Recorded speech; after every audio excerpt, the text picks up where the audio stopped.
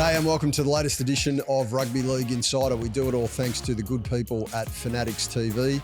Live on the YouTubes where we've taken off, or if you want to listen to us via the audio platform, Spotify, Apple Music, just search up Rugby League Insider with James Hooper. Now, along for the ride today, look, she's come in here this morning. She is bouncing on blue and white clouds, shadow boxing like Muhammad Ali. Darcie McDonald, how are you, mate? I am bloody brilliant. Thursday night win into a long weekend. I had Friday, Saturday, Sunday off. I haven't had a chance to bask in the glory on this podcast yet, but how good were the dogs? They were very bloody good. I tell you what, nobody saw that coming. I think I declared Penrith would win by at least 20 points. Yep.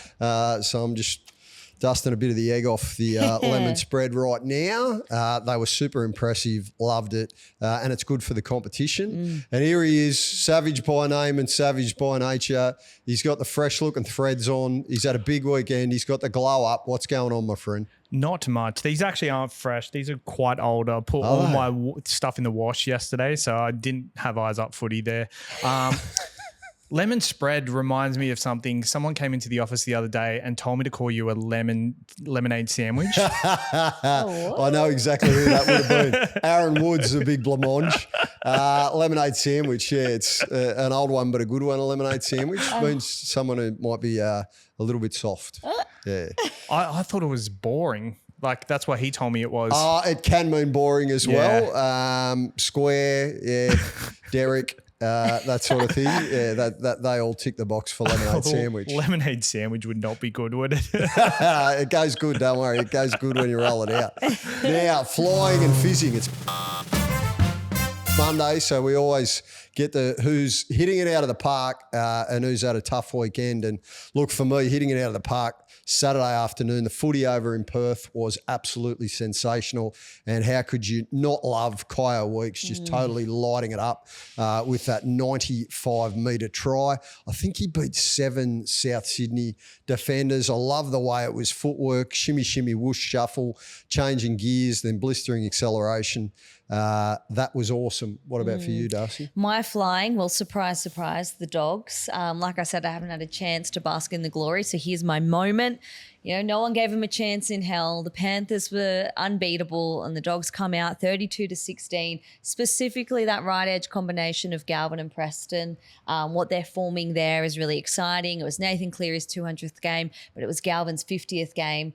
20 years old, and he delivered one of his best games in the NRL so far. So that was very fun to watch. It was very good. It was very impressive. And what about you, my man over there? What's going on? Flying the New Zealand Warriors, going over to Melbourne and absolutely dusting them. I think it's a very hard task going down to Melbourne, especially when you're a New Zealand side travelling all the way from New Zealand. So, flying is the wars, and they've got a little bit of a headache on the horizon for when one of their halves come back. So I'm sure we'll talk about that when we get to it. 11-year hoodoo. 11 years since they'd beaten the Melbourne Storm. So I think it was 17 straight games. That's a real hoodoo. Yeah, that is a proper hoodoo. And similar to the Doggies Thursday night, I don't think too many people gave them a snowflake's chance in hell, but they earned that victory every day of the week. Now, Fizzing, who's had a little bit of a shocker, who's bottled it, a little bit of a lemonade sandwich style of performance on the weekend. Well, I'll tell you, that actually fits perfectly for the Parramatta Eels. I'll tell you what, in front of their home fans yesterday, take nothing away from the Gold Coast. I love the way that their key position players combined and took advantage of what their forward pack was doing. But the Eels simply were not at the races. It's going to be a long week for Jason Riles and Parramatta preparing to play the Bulldogs. And I look at the Eels roster and, geez, I see a lot of holes there at the moment. I know they've got a bad injury toll, but booed by their own fans, never a good scenario. What about for you, Darce? My fizzing was the Melbourne Storm. Each week on this losing run, I keep thinking, nah, they don't lose 2 in a row. They don't lose 3 in a row. And here we are, 4th straight loss, absolutely manhandled by the Warriors, very unstorm-like. As Bellamy said in his presser, we worked on defence all week, but we may as well have just gone to the pub and have some beers. I don't know what's going on down in Melbourne, but they need some open heart surgery to figure it out and pronto. You know what? Going to the pub and having some beers, probably something they probably need at this time of year, to be honest. I saw that joke a bit could have actually worked. I was going to go the Melbourne Storm, but I'm going to go the Sharks. They blew a 16-0 lead on the weekend. The Roosters gave them every opportunity to win that game, but they fizzled off in the end. So I think fizzing is a perfect definition for the Sharks' performance on the weekend. 16-0 lead. It was disappointing, wasn't it, off the back of that? Yeah, and the Roosters bombed an absolute try where Teddy went straight through the middle, passed it to DCE. DCE passed it back to him. He fumbled. Nwanga Tuase, the next play, gets held up over the line. They get to reset the defensive line. They go down the field, score the next couple of minutes. Like, they got given every opportunity to win that. They did. Now, just before we rip into it, just going back to Bellyache quickly on that idea of going to the pub for a couple of beers. We're in a pub right now, Hyde Park House Hotel, corner of William Street and Eurong Streets in Woolloomooloo.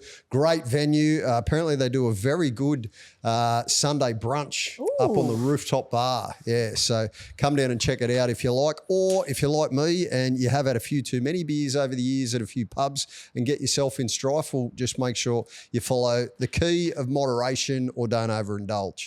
Now, Friday night, I tell you what, Wollongong, that threatened to get ugly. 16-0 seems to be a bit of a theme scoreline emerging over the course of the weekend, because that's what Manly and Fosball, the Manly-led Kieran Foran, under the Kieran Foran era as a head coach. Seagulls lead 16-0. It looked like it could get to anything, Darcie. And then the Red V, they scrapped, they clawed. Flano was on the sidelines. He had to sit down when it got to 16-0, but then he was back up and about when Luciano Leilua, I tell you, that was a bludger of a way to score a try. Mate, they needed the points, but I think that probably sums up a lot of the Dragons' attack, the fact that that was the best that they could come up with it at that point in the game. They claw back in, but then Manly have too much for them. How did you see it? Yeah, exactly like that. It's funny with Manly, I thought this could be a real danger game because they were flying high off that first big win over the Dolphins under Foran, and then you're up against a team where they've got everything to play for at the moment. So credit to Manly for, I guess, backing it up and handling the Dragons, trying to fight and claw their way to keep their season, their coach's career at the Red V alive. But the Dragons, I feel like there was improvement. There's definitely improvement from the previous weeks. You could tell that they're showing some effort and some fight, but they just are lacking the class in their attack, and that's no surprise. We've all known that. I don't know if that game buys Shane Flanagan a bit more time, but it's just, I don't know what the answer is. They brought Kyle back in. Dan Atkinson went to 5'8", which is what a lot of people wanted to see. Had some moments, but it wasn't really what they needed. Tyrell Sloan goes to fullback. He's a really interesting player because he can be your X factor and he can score something and do something, but he still has so much work to do defensively, and in those effort areas. So yeah, I don't know. I don't know where to for the Dragons. It's a long road, I know that much. The mail is there's a board meeting tomorrow, so there's a bit of a split. I think Flano has got some allies, certainly the chairman, Andrew Lancaster, who essentially works for the Gordon family, who are the half owners of the club. They own Wynn Corporation. I think Bruce is 90-something and lives over in Bermuda, which is a little bit different gravy. But when you got as much folding as Bruce has, you can decide wherever you want to live in the world, probably cruising around on one of his multi-million-dollar yachts. Flano's got a supporter in Lancaster, and then he's also very close to Mark Coyne, who is on the Dragons side of that board. But there's definitely a massive push amongst other people who are on that board to get rid of Flano. I think they're just trying to buy a little bit of time at the moment and wait. They've got 2 more games then a bye. If the losing trend continues, I don't think Flano will be there once the bye rolls around. But you never say never in rugby league. There's always a weird twist or turn. Brandon, how did you see this game? I thought it defined the Dragons that they're playing for their coach, because they came out, know he's under pressure, and they put in a gutsy effort. I feel like they just don't have the talent to get across the line in terms of the halfback. I thought Tyrell Sloan made a good fist of it. I thought he had a pretty good performance, tried very hard and was involved in a couple of tries as well. Setu too on the wing was very good, and I thought switching back Val and Moses Sully was a good move. Val's been playing on the right this year and Sully's been on the left. So I like that he switched that back, made it a bit more simple for them. It's obviously just the halves and just the direction of the side. We heard after Friday that Jaden Seward told his teammates that he's leaving the club and he's rumoured to go to Para. I just wonder, are they at a bit of a weird period where these kind of older statesmen are getting over not winning? Absolutely, yeah. If you're Jaden Sewer, I totally understand why he's made that decision. He's played in grand finals. He's played in State of Origin games for Queensland. He's only got a number of years left, and he ain't, they're in a very slow and long rebuild at the Dragons at the moment, so I can understand. I mean, look, Parramatta, what they produced yesterday wasn't exactly a brilliant advertisement for why you'd want to join them, but they have got a lot of injuries and you can see some more upside and some better trajectory in what Jason Riles is trying to build. I'll tell you what sums up the poor old Red V at the moment. Firstly, the merch van on Mount Ousley. Oh, yeah. What a bad omen. It was going left and right and then it has ended up coming a cropper. Then you were good enough to get us some show bags, Birdie Beetle show bags at the Easter show last week. The Dragon show bags was in the paper yesterday. They've spelt the name of... Yeah, I can't remember whether it was the George or whether it was the Dargans again. Yeah. But anyway, it was Gorge or something. It was a loose carry. But I don't think that's not the club. It's not. But God, it's symptomatic. Unlucky that it just keeps coming to them. When it rains, it pours. Yeah. To me, from a football point of view, there was a couple of things that did sum up succinctly where the Red V are at the moment. The first was when Tommy Turbo barged over from close range, and it was Kyle Flanagan who came up with a poor misread in defence. You'll often hear his old man Flano Senior talk up the fact that Kyle's an effort player, certainly is, but you don't get picked in the NRL on your effort. So I thought that, and then also there were some moments in their attack when it was spluttering where Kyle just simply got manhandled. He's not a gun starting halfback in an NRL side for mine. Jeez, I tell you what, there's something that's kicked off out on Williams straight out the front of Hyde Park House at the moment. That might be, that could be the Dragons fans just starting to set a few effigies on fire. Look, I don't want to be too brutal on Kyle, but the reality is, and I've heard a few other people say it over the course of the past couple of weeks, at the moment, it's very hard to see how they can just keep going the same way that they are and expect anything different. So the losing run's going to continue. Ultimately, I think Flano's loyalty to his son is going to cost him his job. That might sound harsh, but I just think that's the reality of the situation. It's professional sport. It's the NRL. It's a very tough business. Now, the Seagulls, on the other hand, as much as they got to a 16-0 lead and then got the jitters a little bit, I'm loving what Foz is doing, Darcie. I'm loving what he's instilled in this playing group. There's a clear message that they are playing far more direct. They still use their advantage out wide in terms of their speed and their edges, as we saw from that kickoff play where they've gone crack bang and Garrick, Dragons local junior, goes over and scores. But I'm loving what we're seeing from Manly right across the board. They look revitalised, don't they? They look a lot more energetic and, the buzzword in rugby league, connected. They look a hell of a lot more connected. That's the new eyes up footy, isn't it? It is. You hear, if you start noticing, we should have a connection buzzer for every time someone says it. But it is. It's actually so important in terms of playing for each other and playing for your coach. Connection is so important, and Manly do look connected. They're just... their attack is flowing. They're turning up for each other. And like I said earlier, this could have been a danger game. They were flying high off after that big statement win over the Dolphins. And then they're up against a team who's got everything to play for. The second half, the Dragons come back into it. Manly could have gone back into their shells. They could have wilted a little bit, but they didn't. They got the job done. Back-to-back wins. bit of momentum for them, bit of confidence for them. And yeah, Kieran Foran's flying. To me, Brandon, the player who epitomises what Kieran Foran's instilled at Manly in the short time that he's been in charge, it's Hamoli. He's just starting up the chainsaw. I mean, he's an absolute weapon, right? He's 6'9.5" or whatever he is, and 120 plus kilos.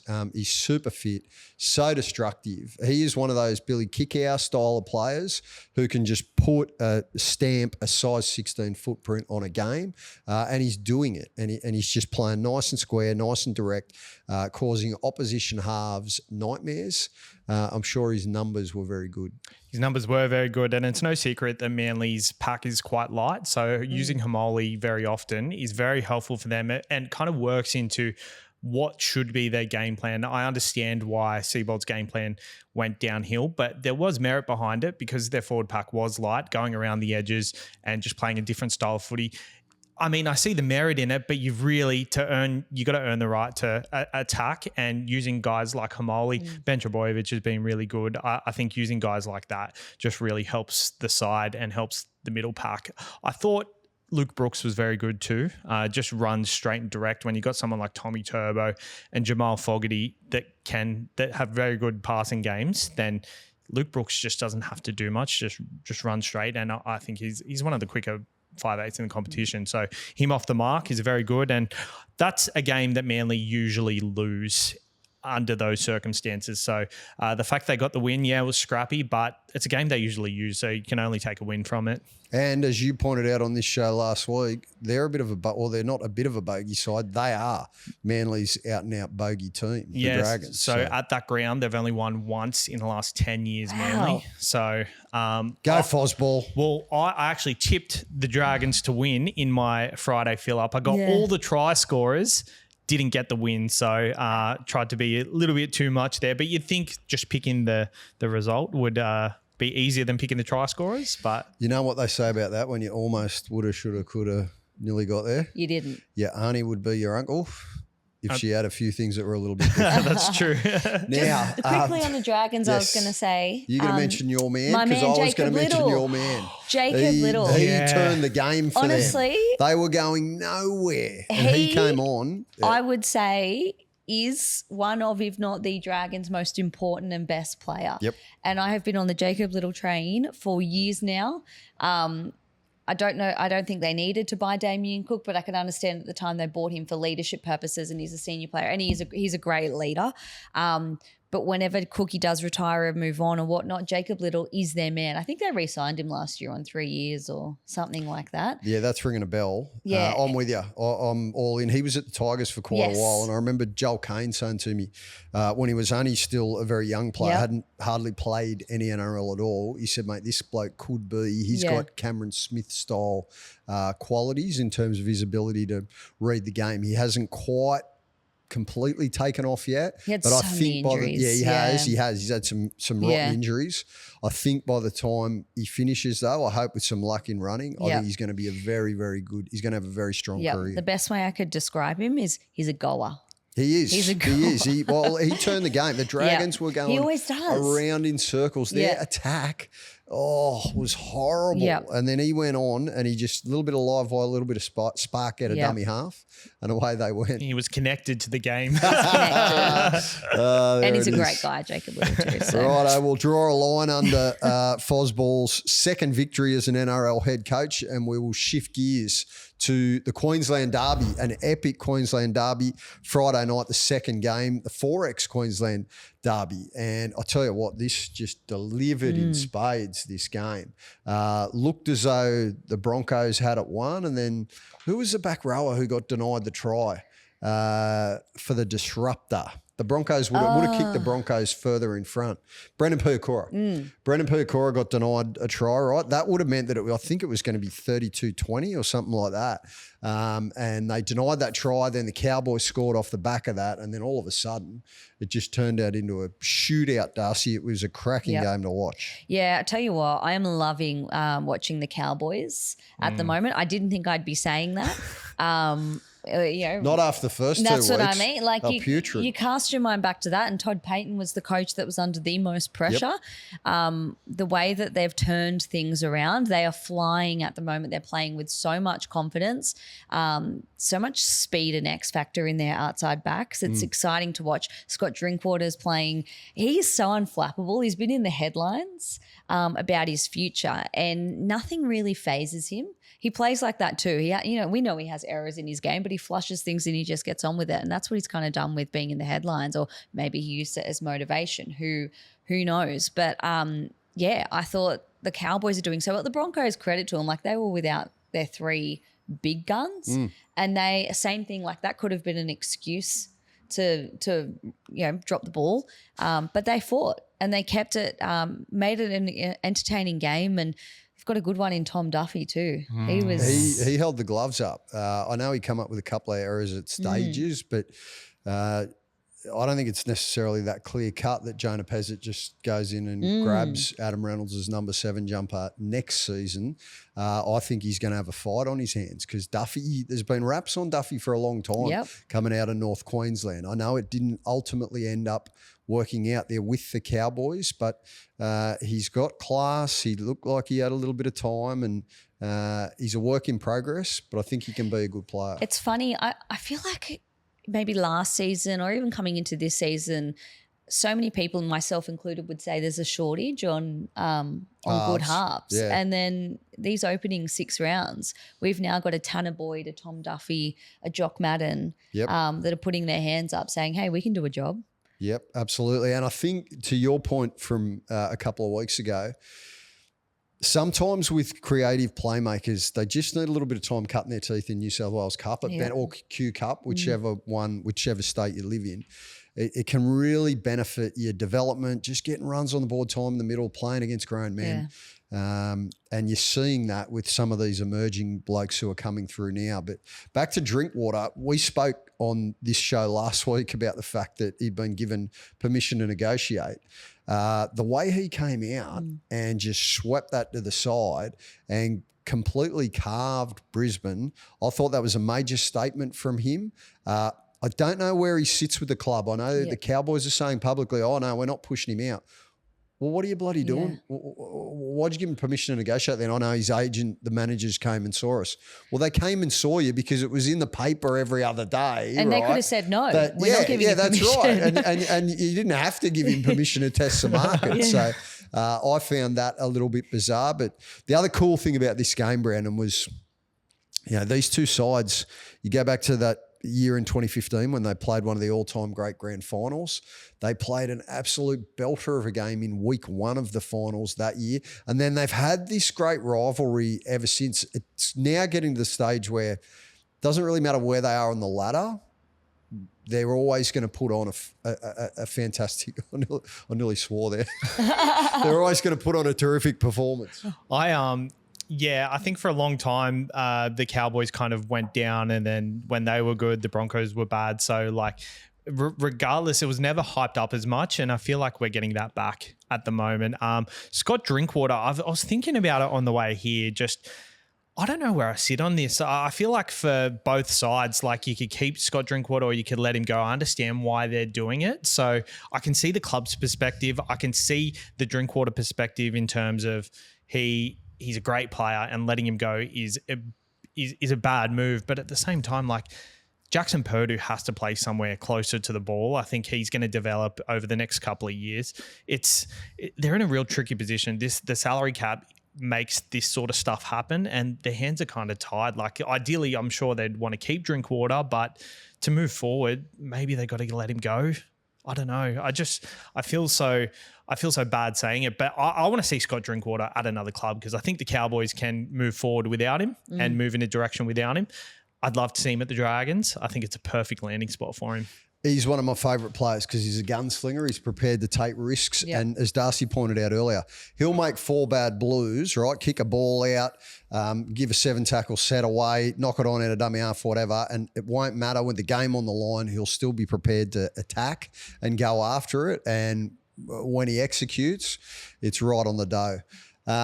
I'll tell you the other bloke who was awesome, who's on big cash for the Cowboys, Jason Tormalolo. Oh, yeah. He wound the clock back, the big unit. I don't know if he's on a restricted training program or how the Cowboys have got him back to some of his absolute best football. But I thought against Payne Haas, and we all know he's the best front rower in the world right now, it was a real statement from Tormalolo. And if the Cowboys can continue to get that kind of input out of him, I'll tell you what, the 4-game winning role shows no signs of slowing down. Yep. I think he had his most run meters since 2022. Is that right? Yeah, 234 meters. Massive, you know? Yeah, that is big. That was the knock on him, that his body was wearing down, and which you can understand. 100%. He plays the hardest position on the field. And he's 100%. been doing it for a long time. He must have hit the carnivore diet or something. He's done He something. might be on the carver. The carver's big amongst some of the Polynesian and Islander players. He's gone down the carnivore. Carnivore and the carver. Maybe. Could be a combination soup. Yeah, good. Get us on it. Sounds terrific. Brandon, injury carnage for the Broncos. It hurt him, didn't it? With Corey Pakes, then Moser comes on, gets his opportunity. He's also forced off with a concussion too. Reed Marnie for the Cowboys and Sony Luke. He was very, very good, I thought, for the Cowboys when he got his opportunity. How did you see this? Sonny Luke could potentially be the best hooker in the comp, but he just, like, he makes so many interesting decisions. It feels like when he sees an opportunity, takes it no matter what. Like, he's not listening to the side. And I love that for him. And I feel like his role in the Cowboys side is perfect, just coming on and making an impact. I think he's the perfect kind of bench player. He'd be good for the Dragons. We're always talking about the Dragons. But yeah, he's been around the traps for ages, and in the Penrith area, he was the next big thing coming through for ages. I remember speaking to some blokes in the Penrith area, and they were just like, Sonny Luke's a gun. This is his year. He's going to come. And this was in like 2022 when Api Coruscant left the club, or 2023, sorry. No, you're right. You're Yeah. right. I heard similar things consistently out of the Penrith area. Did he have a couple of bad injuries? He did, but also he was a bit older when he finally debuted. Yes. Yeah. He was like, had to take the long route. He went like train and trial areas. It's not like he came out of, 20s straight onto a top 30 deal. He had to be really patient. And I'm pretty sure he was even playing Ron Massey Cup at one stage. But, and this goes back to to credit Penrith's system. He's a really good example because he could have gone to other clubs and found a faster route to first grade. But I think he stayed in that Penrith system because he could see that they would always look within to promote from within, and they reward hard work and form. And then he gets his debut, kills it at Penrith, and now he's killing it at the Cowboys. And his history as a half as well is helping him, and you can see that in his game. Do you remember when 2023 hit, it was between him and Mitch Kenny for that spot? Like, Sonny Luke got the first crack at that spot as well. You're right. He did too. The fact when Appy left. So the fact that Mitch Kenny has gone as far as he's gone is just testament to him. But Sonny Luke's 30 years old. Yeah. Is he? Yeah, he's that's what 30 I mean. years old. He was a late bloomer. Yeah. So, like, I'm glad he's found a home somewhere. But it's also a testament to the Penrith system as well. Like, he's such a talent, but he quite didn't fit their system. I remember multiple times, kind of like what Talon De Silva has done with Mitchell Moses, just making the wrong decisions here and there. It just didn't buy into their system. He can flourish elsewhere, and it was a good move for both parties that he left and explored elsewhere. So hopefully he kicks on and has a good rest of the year. Yeah, well, he certainly kicked the door off the hinges for the Cowboys in that win over the Broncos Friday night. I'll just give a shout out to their centres as well. We've already touched on Purdue, but Chester, Tom Chester. He was enormous as well. Looks a very promising young player. I'll tell you what, he came through as a fullback and a half.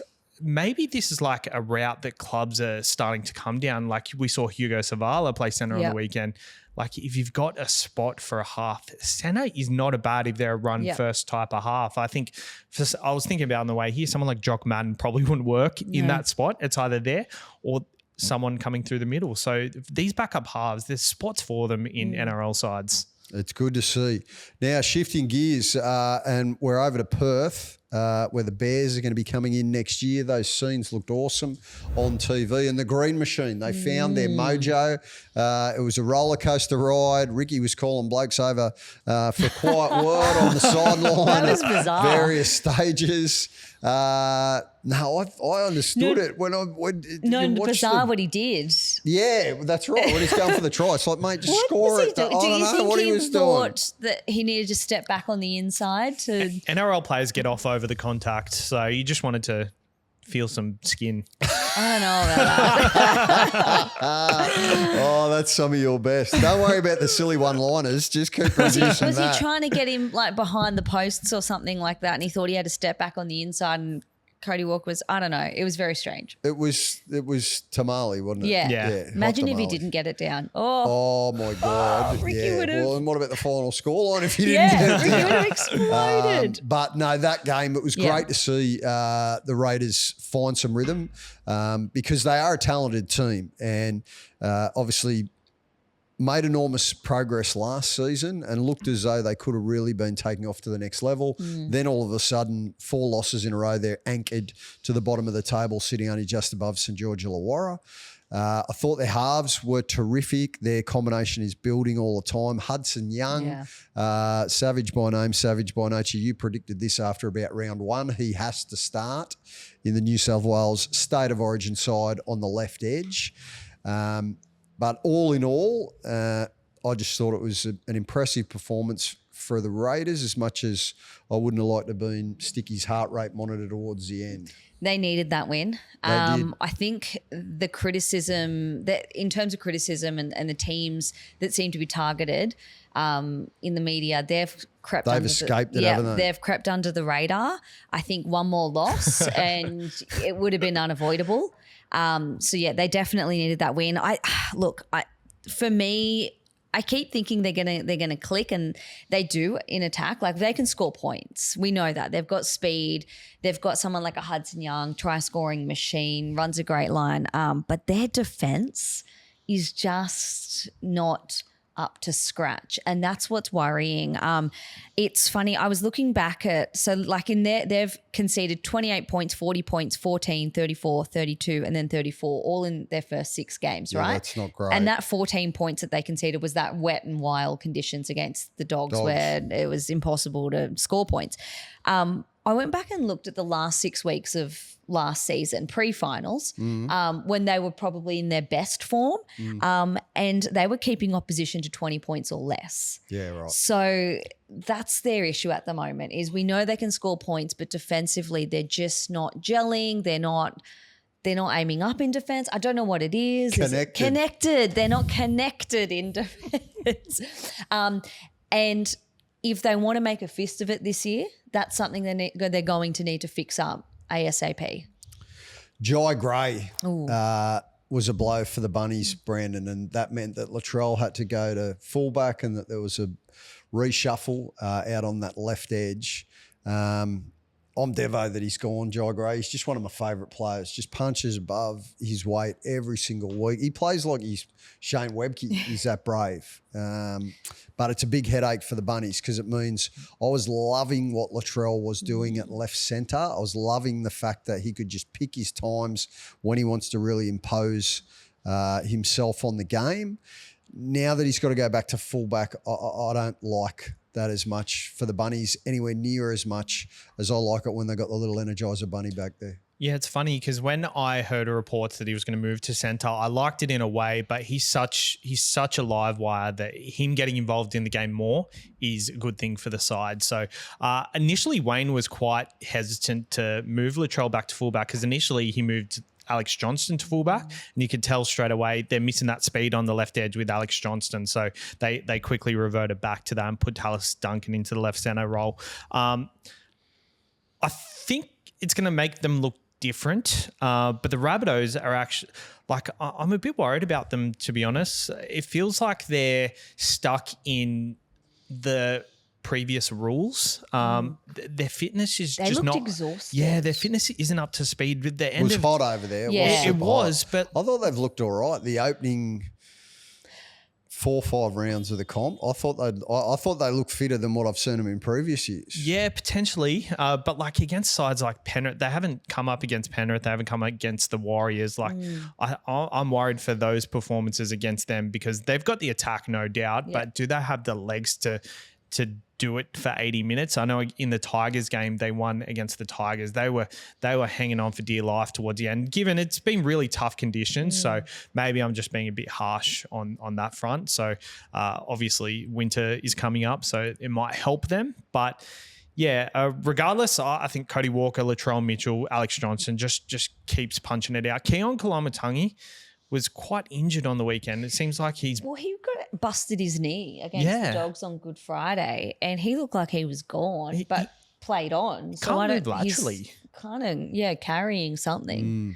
I don't know if you need to give him a spell, maybe. Yeah, probably. He played 80 minutes on the weekend. They haven't got much depth. Well, in that department. He's their cornerstone. He's their play one front rower. Yeah, but they won't have much depth for the rest of the year if they keep punching him out there. What did we think of the Cheese?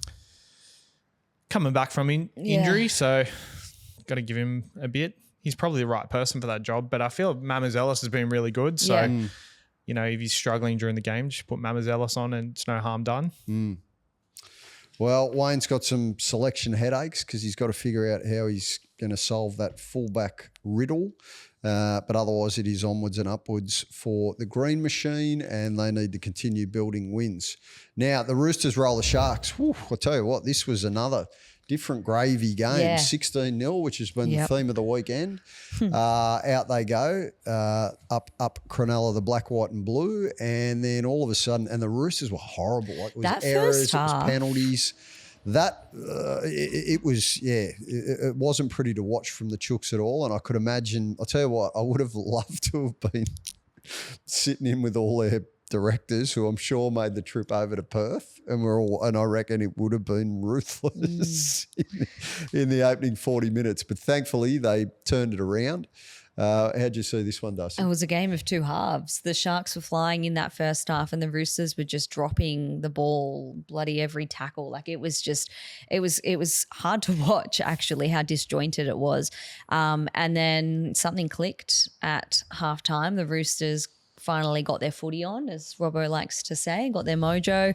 Was it Roosters? Yeah, Roosters footy. Roosters football. I'd love to one day. Oh, no, playing the Roosters way. Yeah, but he does say, we got our footy on and, you know, playing the Roosters way. I'd love to know what the Roosters way really is. Everyone's asked. Anyways, I think it just means winning. Yeah, fair enough too. Then the Roosters they get the job done. They've got the class when things click for them. They've got the star power and the class and the experience to get the job done.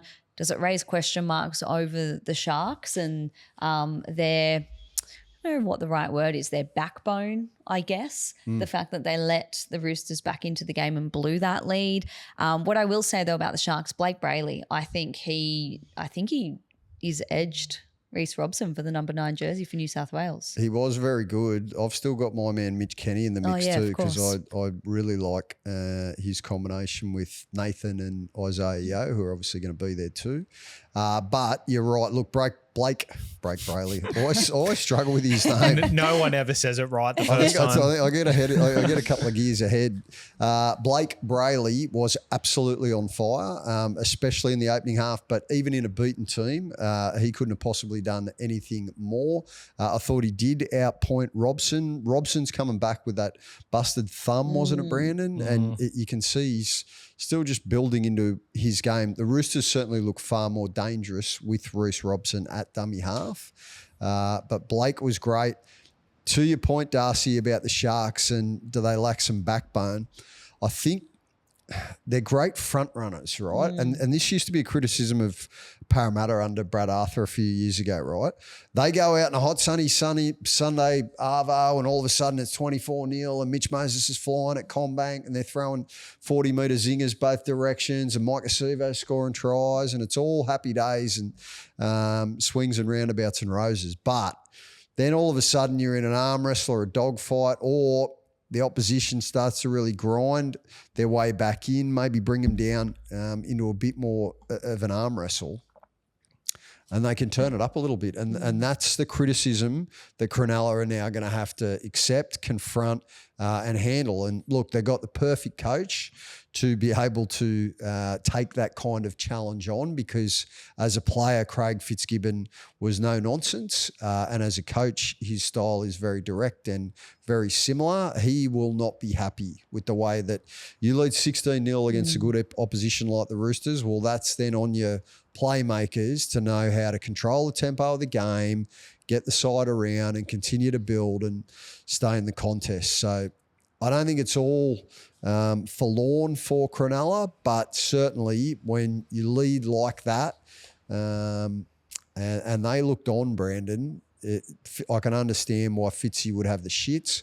The other thing that was weird was the disruptor jibber-jabber that happened mid-game with poor old Robert Toya getting denied that try. Yeah. That was horse shit. Thankfully, the NRL have since come out and they were very quick. I got to commend them here.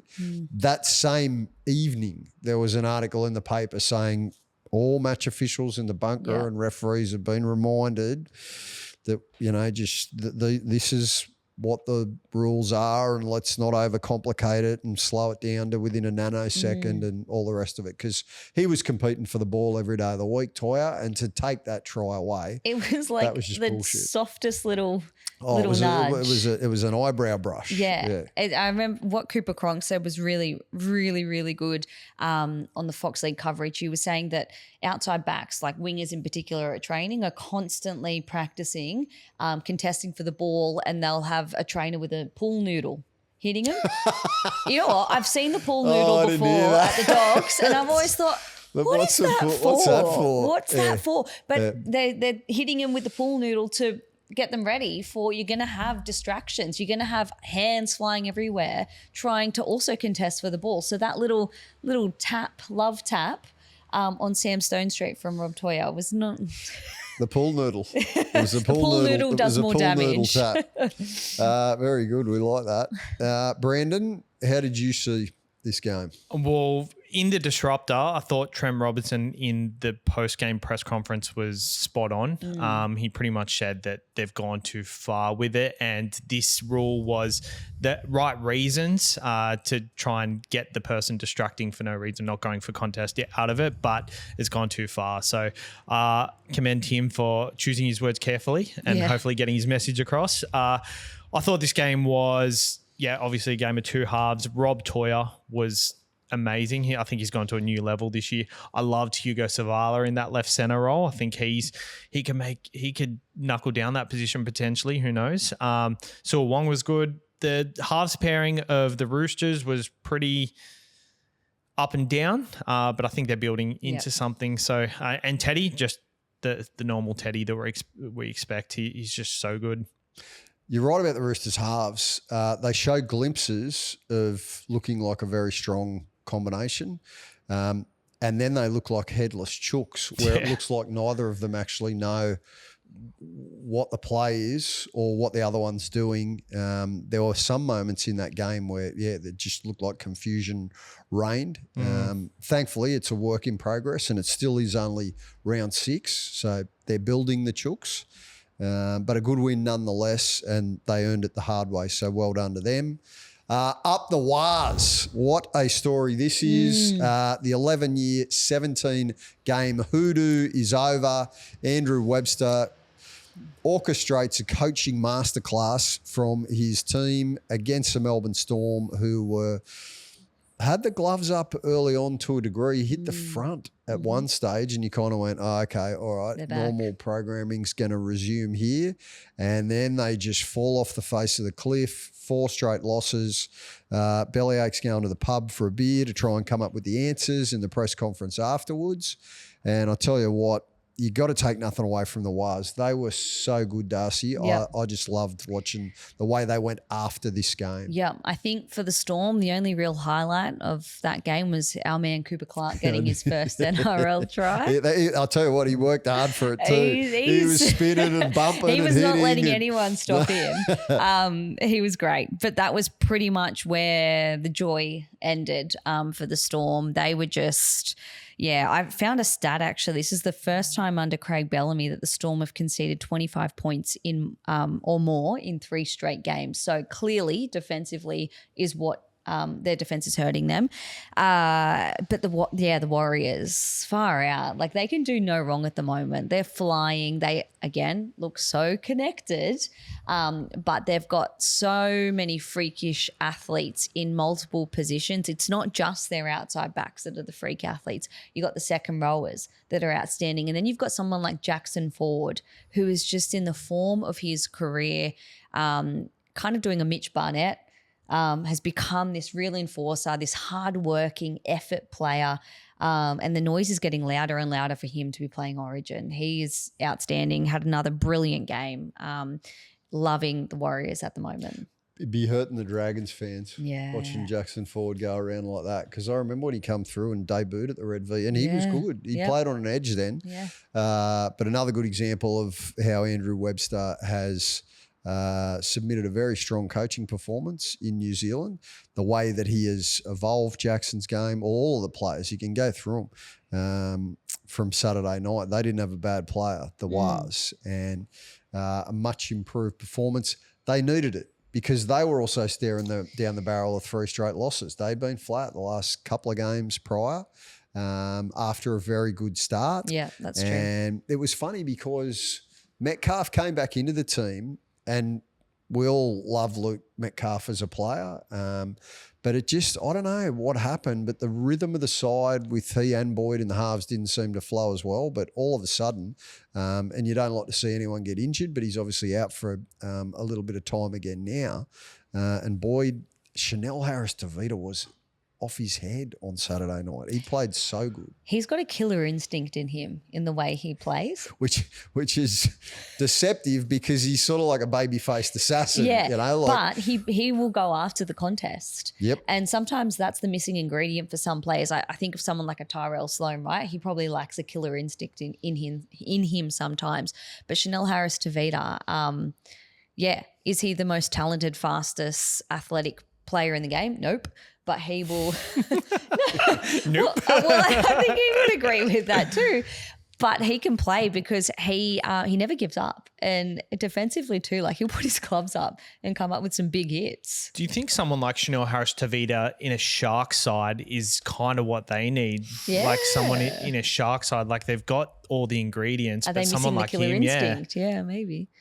He's a great, interesting guy too. Remember when he took a sabbatical to go traveling? Were we on the Mormon mission or what? No.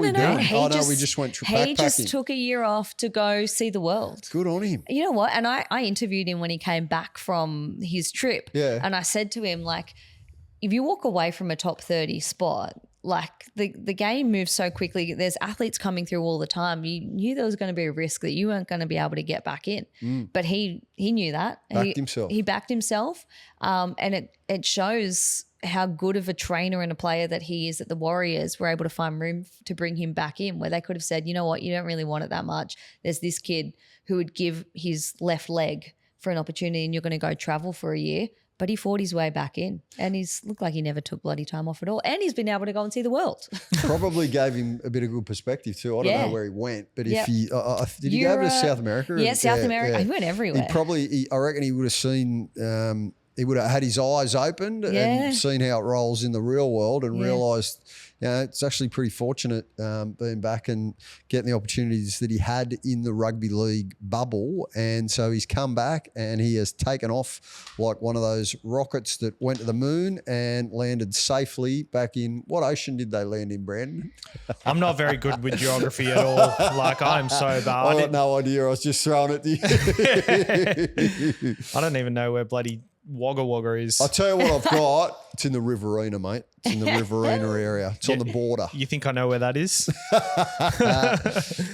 West, southwest. Now, better. I'll tell you what I've got. I've got a good stat for you. This is the Storm's worst start ever to a season.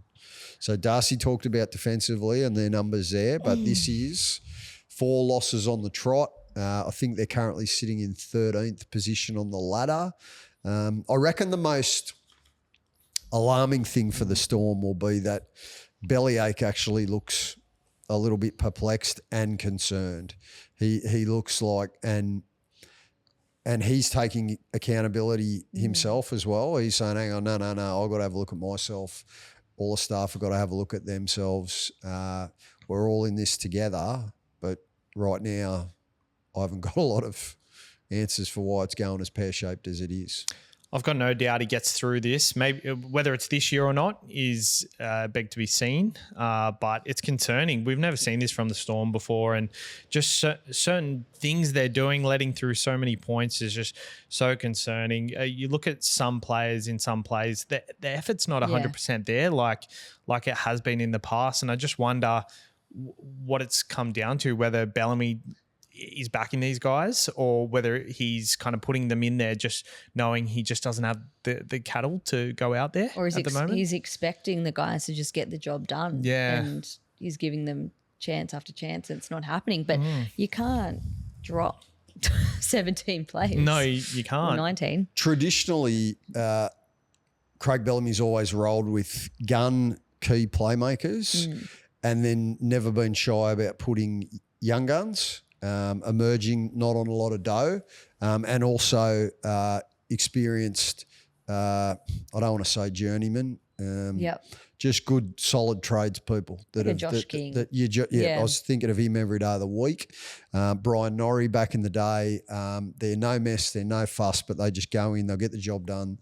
You won't hear boo out of them, but they'll deliver every week and just be at a consistent level. Joe Chan getting hooked was a big moment in this game. I noticed you picked up on you because you're that good with the numbers and everything. Moses Leo didn't finish the game either, so that means that we're having surgery or further surgery on the edges. Muntz has been flat. There's no point tap dancing around it.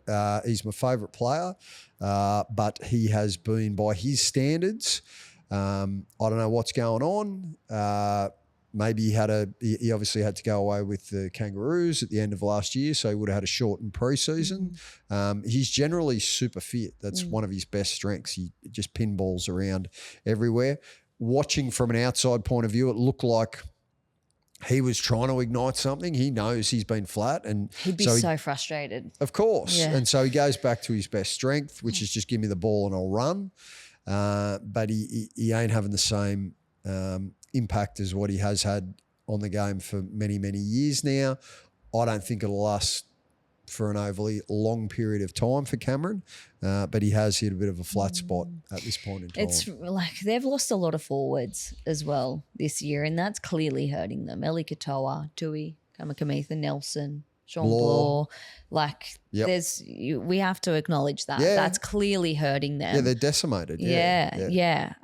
But like you got to figure out a way around that, I guess. Otherwise, I think last time they lost four in a row. I had a look. It was 2022. They made the 8, but they were knocked out in the first week of finals. So 2022. Look at you rolling with the iPad. This is very impressive. I know it's a lot easier than writing. I'm left-handed, so I end up with a massive smudge when I write all my notes out. And I forgot that I had an iPad. Yeah. And I was like, hold on a second. This makes me look really professional. That's very 2026. We're on the cutting edge here on the YouTubes. I'll tell you what.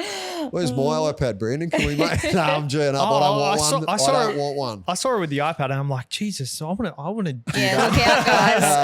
Well, we'll speak to Wazzy's limitless budget, right? Our budget knows no bounds.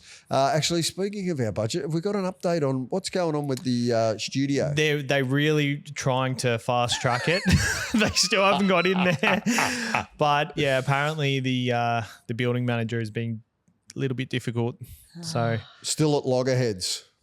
What? Sorry, what does that mean? Loggerheads. Like, heads. Okay. Yeah. Cutting teeth. Cutting teeth. Yeah. I don't know. They're getting onto it today because I spoke to one of the other guys this morning and he was pretty much saying we need to get in there because setting up in the morning takes half of our time and we start a bit later than we would because we're setting up every day. So nah, it's all good, Woz. We're just happy to be here, mate. It's a great pub. If anyone wants to come down and check it out, Hyde Park House in the middle of the city. Very good joint in Woolloomooloo. It's going to be a bit sad when we do leave. I know. Well, we've had an early start today, which was a little bit different gravy. The cleaners, normally I'm leaving when the cleaners come in. You know, that's a bad sign when it's about 7 a.m. and you're at an early opener and you got to get out because the cleaners come in. But a little bit different gravy. Righto, yesterday, Combank, wasn't that a bad scene? Yeah. Eels fans, wasn't that big of a crowd, which was a little bit disappointing because the Blue and Golds have shown some positive signs this year, certainly when they beat the Broncos. But yesterday was 6 steps backwards. You could see in the press conference after the game that Rolsey was understandably pissed off. And I think the reason that he was pissed off, and he spoke very candidly about it, was because there was a lack of... what did he say? Not trying? What was the phrase he used? Spirit. That's it. Spirit. The spirit wasn't there. That was what I was looking for. The spirit wasn't there. And I think that's bang on the money. They were just, yes, they're decimated by injuries. I thought Mitch was trying to do it all on his own and he just didn't really have any support around him. One thing I have noticed with Parramatta and their roster, I don't know where all the money's going. Obviously, a lot of it's going to Mitch, but aside from that, right, I look at that roster and I go, I see, especially with once some injuries start to mount, I just see holes everywhere. I just see problems. Junior Borlo's a rep player who's been there and done it, skipper of the club, great service, understand he still needs to be there. But aside from that, they've kind of value added a couple of younger guns coming through. Katonga springs to mind. He wouldn't be on much. No. But I just see holes, or it's not a well balanced or a well structured side. As soon as the injury to Iongi has come, that has caused them a major headache and taken a lot of their strike away. It looks like a bit of a slower road. People at the start of the year were going, Para, they could be back in finals contention. I'm not seeing it. Oh God, no, definitely not. They've got the worst defense in the competition. I was one of those people at the back end of last year thinking, okay, all right, the momentum's building, improvement is coming. If they take another step, then, they could make a run for the 8, but their start to the season has been pretty woeful. Another bit of a random stat, they've conceded the equal third most points over the first 6 rounds in the NRL era. Where are you getting all those stats from? Fox Sports Lab. You're still getting into the lab. They banned me from the lab. I'm not allowed in the lab anymore. Well, I've still got one foot in the lab. So I used to love getting into the lab. Only the Cowboys in 2002 and the Knights in 2005 have conceded more over the first 6 rounds. So there's some, that's a damning stat. Their defense is woeful. Mate, you're making him, you're showing him up. I know, I was just about to say. He's looking a little it's bit the rattled. iPad. He's looking It's the iPad. Sweating bullets over here. A bit rattled out. That's me last stat for today. Go for it. It's good stuff. That is quite a damning stat. Brandon, your read on the Eels? Well, you just said you don't know where the money's going. Apparently, this is all reported. Junior Paulo, $975K this year. So, probably understandable, but you're probably paying him a bit more than you would like at this point of his career. They're still paying Ryan Madison $700K to be in reserve grade. Yuck. So hang on. Okay. Yeah, go on. Reportedly paying Talon De Silva $700K. No. Which they were the reports. They were the reports. Be right. I thought it was ridiculous as well. But that does not seem right. I would dispute that. I'm going to check this when we get off now because that's actually got me curious. Yeah. I couldn't see how you could pay unless the Tigers, what would the Tigers have gone to with Talon? They would have offered him, 400 maybe? Oh, no, I think it would have been more than that because he was a good emerging talent. The interesting thing with Talon is he looked better in the Tigers system than he has in the Eels system. He's had some moments for Parramatta where he's done some good things, but I would argue that he's also had more moments where he's had Mitch Moses blowing up at him about his decision-making than what he has been producing diamonds. So whereas at the Tigers, there were games where Talon would come on and Appy would take a breather and Talon would absolutely leave his stamp on the game. As a Tigers member and fan, I was pissed off when Talon was leaving because he's a local junior. He'd won the premiership coming through in Harold Matthews alongside Lachlan Galvin with West Magpies. And there was a heap of other Lauli brothers, all those young kids in that crew. It pissed me off when Talon was going. 700 seems. I'd love you to check that up because where I get my stats from, that's what it's saying. And I've heard, mate, I'm backing your stats because you've got the lab, you've got everything. I don't have what Darcie has, the Fox Sports lab. I have Aaron Wallace. That's what I've got. The king. Shout out to the king, Wally Lewis.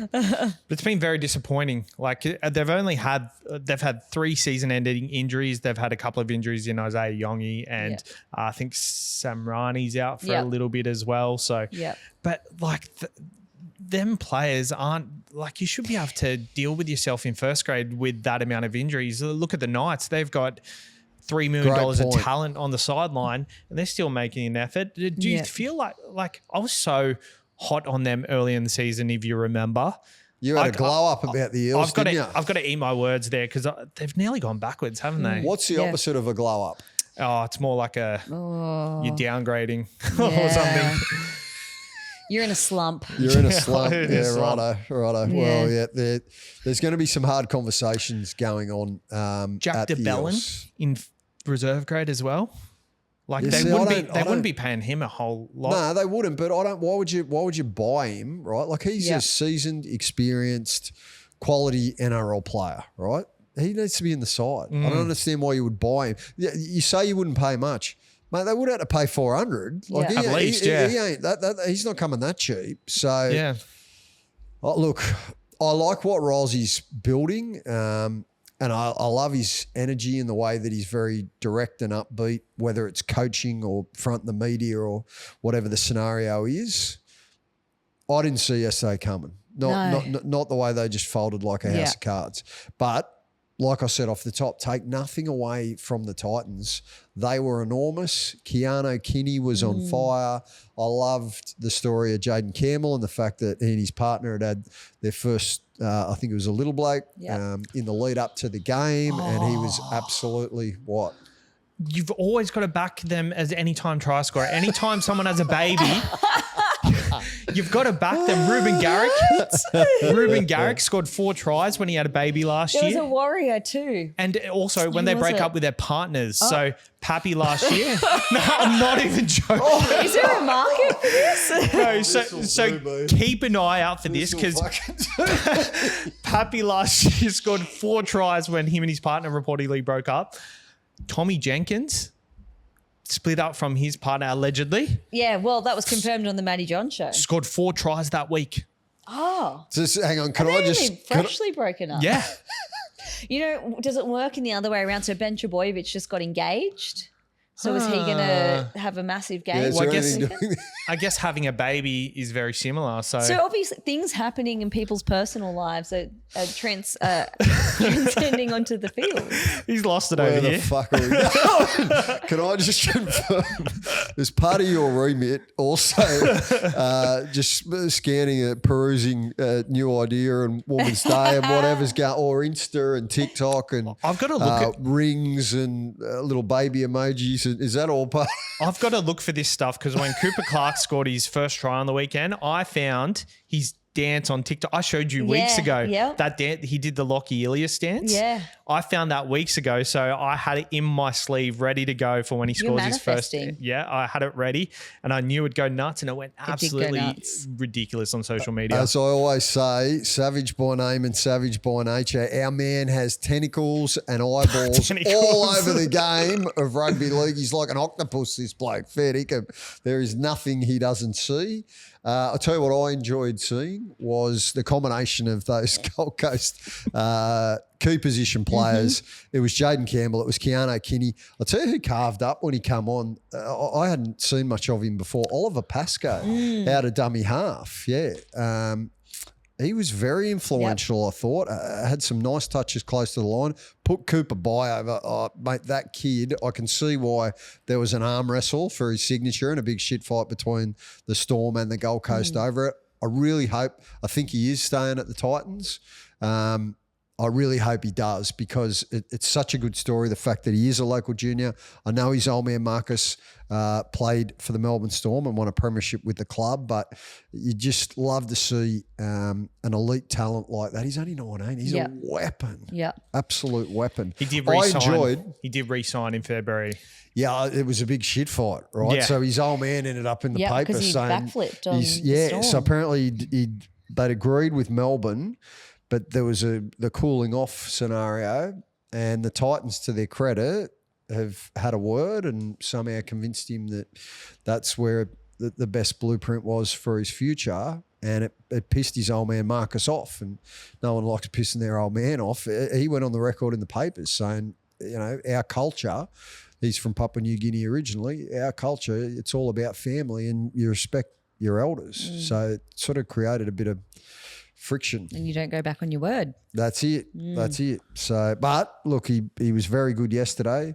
I enjoyed watching the Gold Coast play. I really did. How good were they? I used the magnet analogy in the past, where it felt like the two magnet ends around the wrong way and they can't seem to join. Well, they've switched and now they're joining, because the points were flowing. They looked, dare I say it, connected. And Keanu Kinney, he had a few tough weeks under the high ball, put it behind him, had a spectacular performance. It's funny. Remember when there was the debate over who the Titans' first best fullback was? Well, they've only got about 6 of them. Yeah.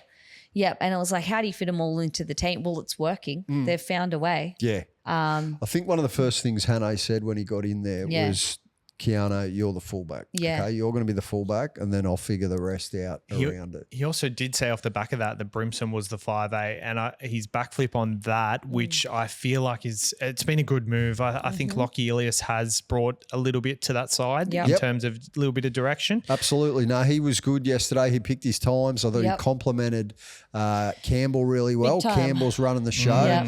I'm loving the way that the new age game has brought the smaller, skillful playmaker, electric style 6 or 7 or fullback, even the dummy halves. It's bloody good to watch. It really is. And players like Lockie are benefiting from that. A long week for the Parramatta Eels, though. They got to face the Doggies on Sunday. Where is that game, Darcie? Combank. Yeah, right. Well, you'll have a full house. They'll have a full house there. That is going to be, that's going to be a fascinating watch. Another side that is massively on the upward trajectory. Get the claws out, Tito style. They were on fire yesterday, the West Tigers, and they've roared all the way to outright second, or equal first, if you want to call it that. The only way Panthers are in front is by differential at the moment. The Tigers have had a bye. Penrith haven't yet. But geez, I'll tell you what, that was rocking and rolling out at Campbelltown yesterday. It's hard not to love Benji Ball and what he's built and what they are doing. How'd you see it, Darcie? It's not a fluke, that's for sure. I think in the first few weeks, you'd be forgiven for thinking, okay, this is just a bit of early season form. They'll crumble eventually. It's the Tigers, whatever. No, like this is almost real deal areas. They are playing for each other. They're playing for their coach. It's been the buzzword of today, but they are connected and they are so fit as well. Sania Taruva, absolute star. Patrick Herbert, what a story. To be sitting on the excavator the end of last year, getting a phone call offering him a 6-week train and trial, comes in, kills it, signs a full-time deal, and he looked like he didn't miss a beat. Like it's quite remarkable. And Adam Doueihi, form of his career, everything seems to be working for the Tigers, and they don't even have their biggest and best player in Jerome Luai out there yet. Everything is looking up for the Tigers. Their fan base have been really patient. They've gone through hell and back. And patient, I don't know. I can think of a lot of words. I can think of a lot of words to describe the Tigers' the loyal, ones that have hung faithful. Around, yeah, they've I know been patient. they've all stuck solid, but that's patience. Yeah. And the rewards are coming in. Can I just say though, I can't stand the claw. This is you don't like the claw? I love the claw. Okay, this is an unpopular opinion, but it's an ick. Oh. Why? It's an ick. Grown men going. I'll tell you why I like it, because the kids like it. The kids love it, that's the key right? word The kids there. love it. The kids. But when grown men are going, I just go, I hadn't thought of it. Look, I hadn't thought of it like that. Initially, I was going, "What's he doing there?" And then I went, "Oh, hang on, it's a claw." I like the Panthers thing where that's where pretty they cool. do Yeah, but that's a noise. That goes back to like they've been doing that. But that's a since- noise. They've been doing that since the early. What? Could you imagine if the Panthers players after they scored a try were like, But that's it. Like every time I see this, I was a bit annoyed when the Tigers took this on because I'm like, I wanted the Bears to do something like that because that's more of a bear thing. It's just an ick. I don't know. I hadn't thought of it. I think like it's that. I think Look, it's fun. I the like kids it. are into it. The kids are into it, so it's all good. Keep What doing about it, Tito. the hammer with the Okay, this when the hammer does it, that's cool. yeah?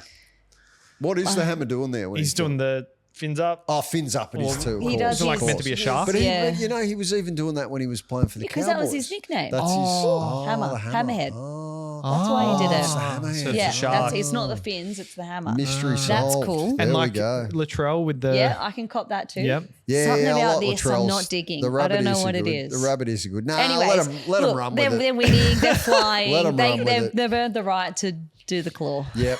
Keep going. To Taruva, you said last week you asked if he was a centre. I was kind of around him enough being a centre, but seeing him on the wing on the weekend, Mate. I think it just simplified his job a lot. Yep. And He's so much better. Herbert- He's so much better on the wing. Herbert being a genuine centre, Yep. just it made the world of difference. I'm glad you touched on Herbert, Darcie. As you said, incredible story.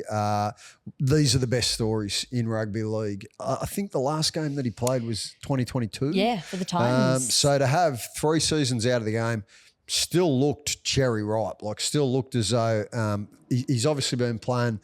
He's played New South Wales Cup for West this season, and then I think prior to that he might have played a bit in the Illawarra Yeah, he competition. was. Yeah, local first grade. So he's still been having a crack, but the fact that he's gone out in the workforce, working a blue collar trade, sitting on an excavator to get that phone call, and to jump out of that and go, absolutely, Benji, Yeah. you'd love to have a crack. Has he got a full time contract now? Yeah. So he's And clearly he had to applied roll the himself. dice there. Like he had a job. Yep.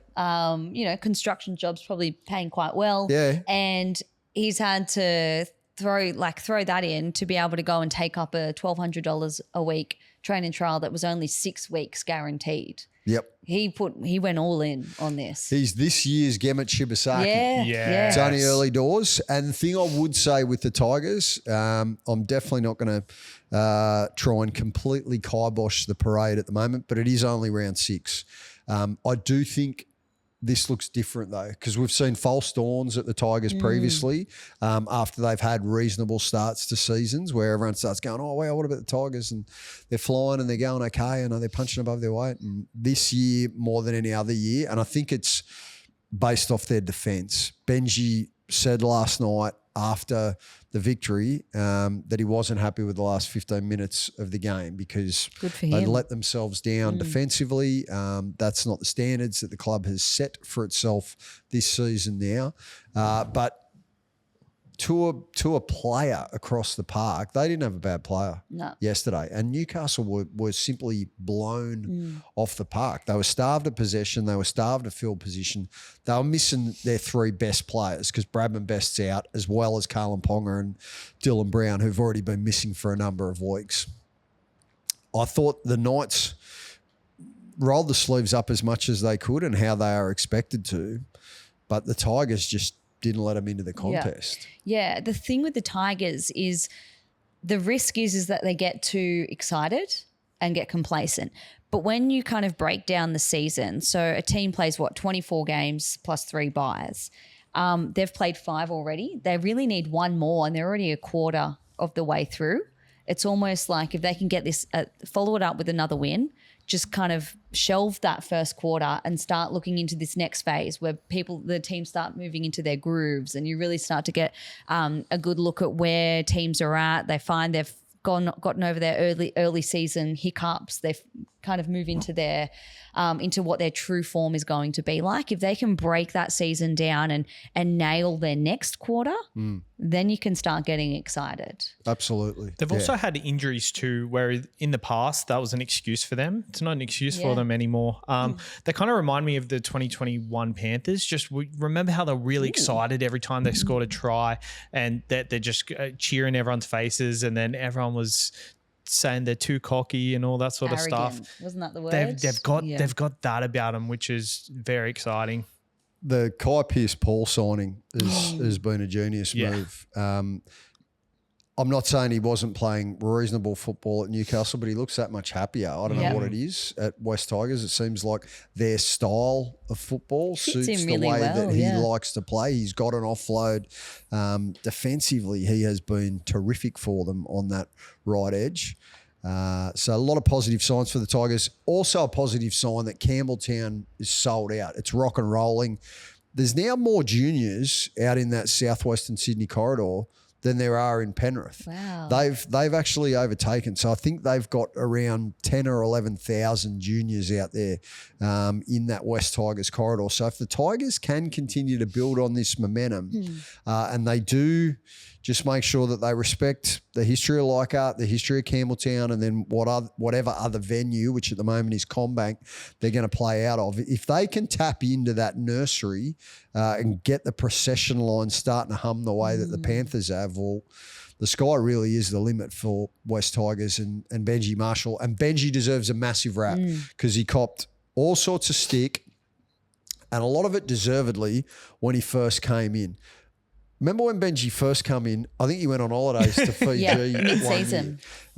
Look, it might have been because his CEO was up in the Northern Territory or somewhere after they'd lost 5 games in a row another year. I don't know. But mid-season as an NRL head coach going to Fiji, bad scene, bad look. Just don't do it. Like, you can't do it because it's never going to stay secret, right?